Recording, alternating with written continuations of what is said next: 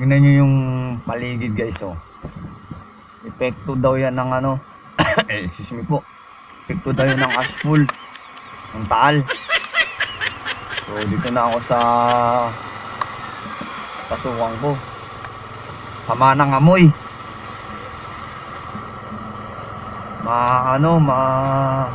Alam mo yung pag huminga ka, napapaubo. Ayan, excuse me. Yun, mula yun sa taal. Ang hangin kasi pasok-dok dito, papunta. So, right guys, salamat. Excuse me, inubo ko. So, ang ano na yan. Excuse me. Dito na ako sa area ko, papasok ako. Alright.